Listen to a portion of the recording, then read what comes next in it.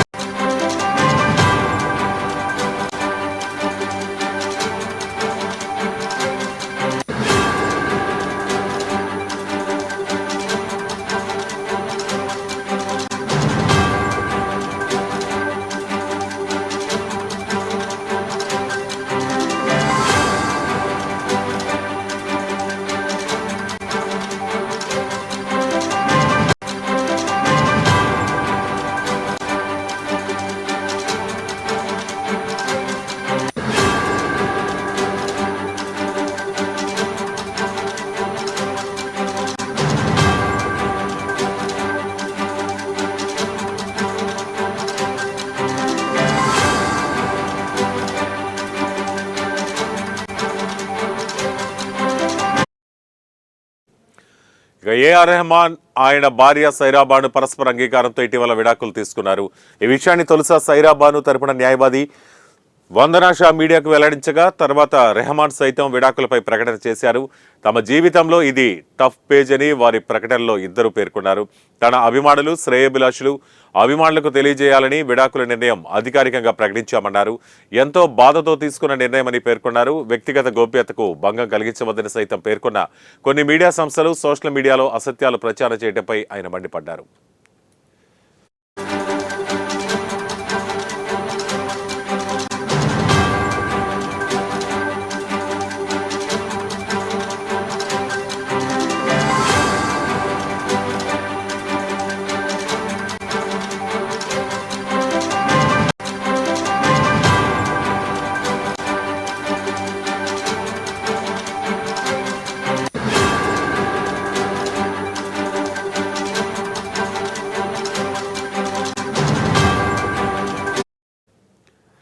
తన క్లయింట్కి సంబంధించి YouTube, Twitter, X, Facebook, Instagram, ఇతర ఆన్లైన్ సోషల్ మీడియా, న్యూస్ మీడియాలో చేసిన అసత్య ప్రచారానికి సంబంధించి మొత్తం కంటెంట్ తొలగించాలని న్యాయవాది నర్మదా సంపత్ నోటీసులో పేర్కొన్నారు.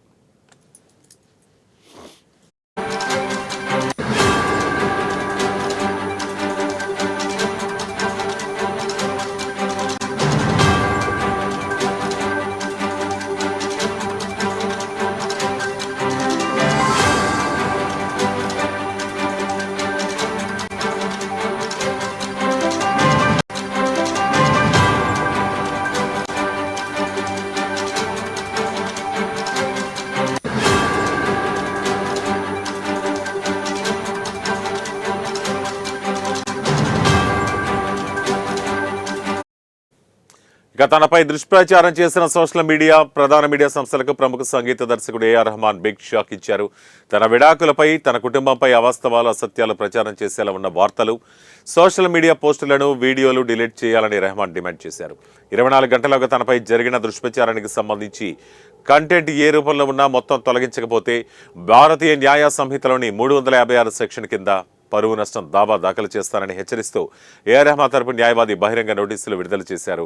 ఏఆర్ రెహమాన్ ఆయన భార్య సైరాబాను పరస్పర అంగీకారంతో ఇటీవల విడాకులు తీసుకున్నారు. ఈ విషయాన్ని తొలుత సైరాబాబును తరపున న్యాయవాది వందనా షా మీడియాకు వెల్లడించగా తర్వాత రెహమాన్ సైతం విడాకులపై ప్రకటన చేశారు. తమ జీవితంలో ఇది టఫ్ పేజ్ అని వారి ప్రకటనలో ఇద్దరు పేర్కొన్నారు. తన అభిమానులు శ్రేయోభిలాషులు అభిమానులకు తెలియజేయాలని విడాకుల నిర్ణయం అధికారికంగా ప్రకటించామన్నారు. ఎంతో బాధ్యతతో తీసుకున్న నిర్ణయం అని పేర్కొన్నారు. వ్యక్తిగత గోప్యతకు భంగం కలిగించవద్దని సైతం పేర్కొన్న కొన్ని మీడియా సంస్థలు సోషల్ మీడియాలో అసత్య ప్రచారం చేయడంపై ఆయన మండిపడ్డారు. తన క్లయింట్కి సంబంధించి YouTube, Twitter, X, Facebook, Instagram, ఇతర ఆన్లైన్ సోషల్ మీడియా, న్యూస్ మీడియాలో చేసిన అసత్య ప్రచారానికి సంబంధించి మొత్తం కంటెంట్ తొలగించాలని న్యాయవాది నర్మదా సంపత్ నోటీసులు పేర్కొన్నారు.